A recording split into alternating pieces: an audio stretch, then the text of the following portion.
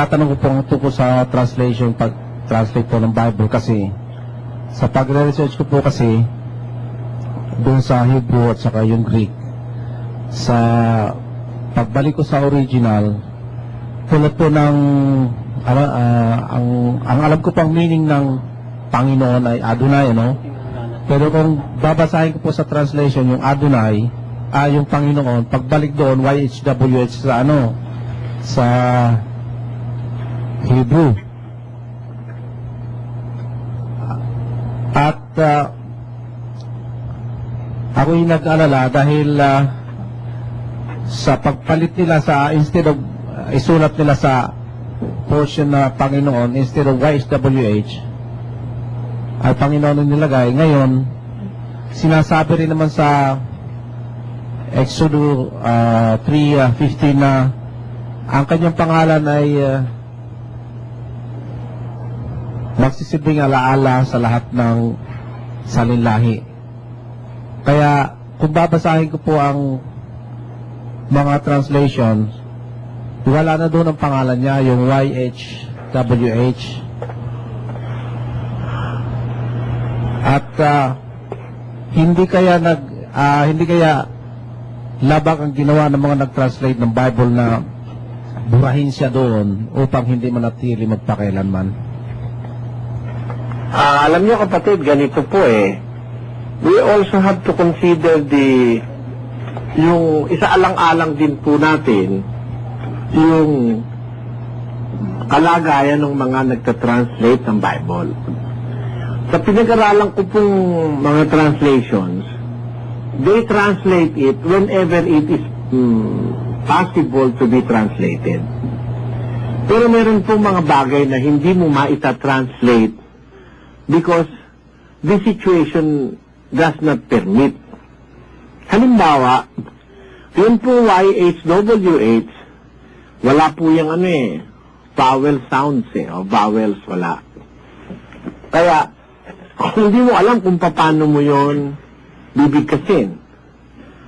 Kaya, hindi mo rin po pwedeng i-translate kasi wala nga pong bigkas na available Because during the time of the Hebrews, it is the reader that supplies the vowels doon sa consonantal text na yun, YHWH.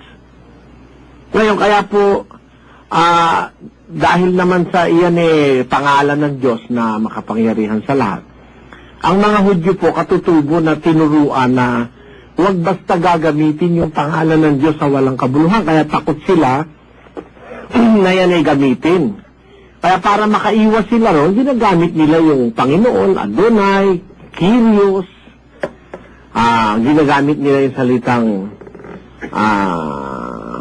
sa Greek Theos, ganon. Kaya po masasabi natin na wala po silang paraan para i-translate yung YHWH. Kaya po sa aming samahan, nasa po namin yan nasa aming logo yan Although we do not know the rightful pronunciation, but we revere or we respect that name. YHWH. Mapapansin niyo po yan sa logo ng aming samahan. Nakasuperimpose po yan sa aming logo at yan ay aming kinikilalang isang banal na pangalan ng Panginoon. Ngayon, hindi naman po kasi problema, kapatid, yung pagkakatranslate kasi whenever possible, itinatranslate naman nila yun. Ito po kasi ang paliwanag ng translators dito sa forward ng New Revised Standard Version of the Scriptures. Gusto ko lang pong basahin ito. While it is almost, if not quite certain, that the name was originally pronounced Yahweh, this pronunciation was not indicated when the Masoretes added vowel signs to the consonantal Hebrew text. To the four consonants YHWH of the name, which had come to be regarded as too sacred to be pronounced, they attached vowel signs indicating that in its place should be read the Hebrew word Adonai, meaning Lord, or Elohim, meaning God.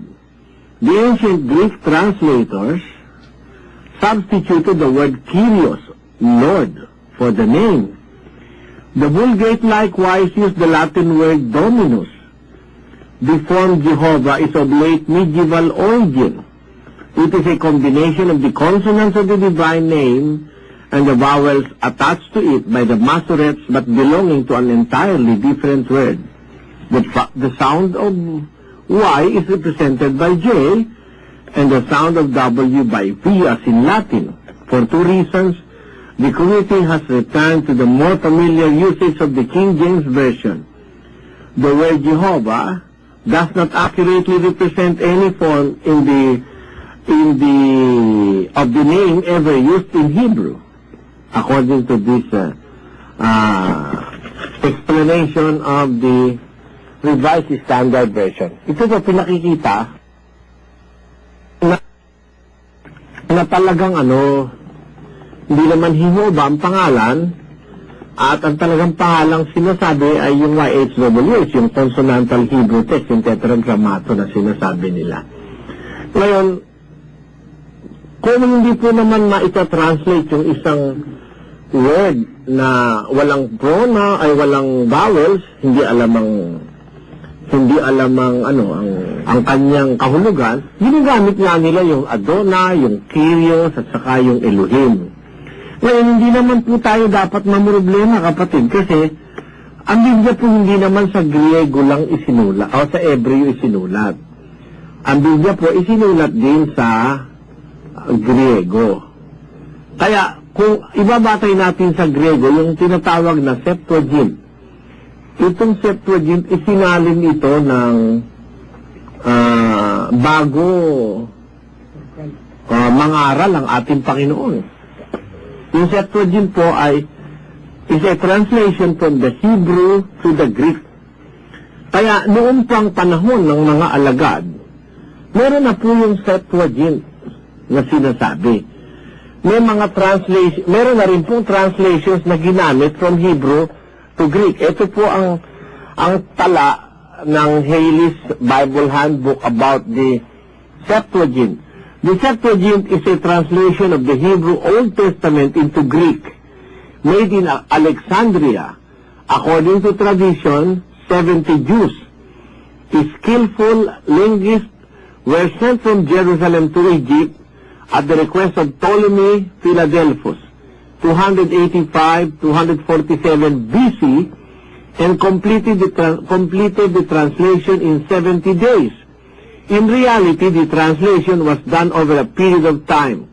The Torah, Genesis to Deuteronomy, was translated first, and later the rest of the Old Testament books were added.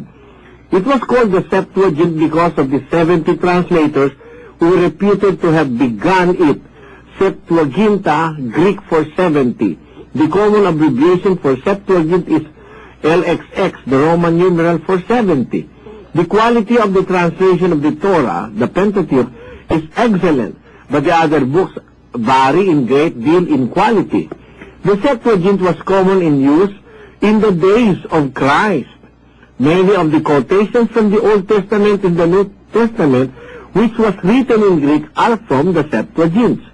Therefore, yung pong ginagamit noong panahon ng mga alagad ng ating Panginoon is already a translation of the Hebrew to the Greek, and that is the Septuagint version. Kaya po noon pa, nasa sa lupa pa ang Panginoon at naririto pa yung mga alagad, mayroon ng translation from the Hebrew to the Greek. Kaya wala na po tayong aalalahanin na mali ba ang translation halimbawa ng pangalang Jesucristo, kagaya na sinasabi ng mga Jehovah's Witnesses. Yung Yahshua Messiah, sa Hebrew, was translated Jesus Christos or Cristo Jesus sa Greek. Kaya noong pang 1st century AD, in-use na yung Yesu Cristo or Cristo Jesus. Pero na po yan noong pang 1st century AD na nangangaral ang ating Panginoon at saka ang mga alagad. Kaya hindi na tayo dapat mag-alala pa dun sa translation na yun. Kung ang sabi niyo po kung inalis ba talaga yun para wag manatili, balikan ko po yung talatang ibinigay nyo. Pakilagay sa screen ang 3:15 ng Book of Exodus. Ang sabi po ng talata ay ganito. At sinabi pa ng Diyos kay Moises, Ganito ang sasabihin mo sa mga anak ni Israel. Sinugo ako sa inyo ng Panginoon, ng Diyos ng inyong mga magulang, ng Diyos ni Abraham, ng Diyos ni Isaac, at ng Diyos ni Jacob. Ito, using a demonstrative pronoun, ito, ang aking pangalan magpakailanman. At ito ang aking pinakaalaala sa lahat ng mga lahi. Ang sabi po sa English, sa 3:15, ang sabi ganito, And God said moreover unto Moses, Thus shalt thou say unto the children of Israel, The Lord God of your fathers, the God of Abraham, the God of Isaac, and the God of Jacob, has sent me unto you. This is my name forever, and this is my memorial unto all generations. What is His name forever? He is the God of Abraham, the God of Isaac, and the God of Jacob. Yung po salitang God, this is my name forever, and this is my memorial unto all generations, according to Him. Kaya po, ang tinutukoy dyan na pangalan niya, yung Diyos kapatid. Ang katunayan, dun po sa 5:27 ng Amos, nakasulat naman ang ganito. Yung salitang Diyos, talagang pangalan niya yun. Therefore I will cause you to go into captivity beyond Damascus, said the Lord, whose name is the God of hosts. Kaya po, yung salitang God, ginagamit yun, God of Abraham, God of Isaac, God of Jacob, God of hosts. Yung po salitang Diyos dyan ay kinukonsider niya na yun ang kanyang pangalan magpakailanman. Kaya po hanggang ngayon sa ating panahon, tawag natin sa kanya Diyos God. Ang tawagin niya sa Kastila Diyos, sa Inche. Yun po. Yun po ang kahit na hindi po natin alam din kasi yung YHWH, meron naman po siyang translation na inaalaw ng Biblia na God. Yun po ang ating pwedeng itawag sa kanya. Pwede rin siyang tawagin sa pangalang Ama. Dahil ang sabi po sa 63:16 ng Isaiah, ganito naman po yun, kapatid. Sapagkat ikaw ay aming Ama, pagaman hindi kami kinilala ni Abraham at hindi kami kilala ng Israel, ikaw o Panginoon ay aming Ama, aming manunubos na mula sa walang kasimula ay siya mong pangalan. Yung salita pong Ama, ginagamit pong pangalan yan na ukol sa Diyos na makapangyarihan sa lahat, kapatid.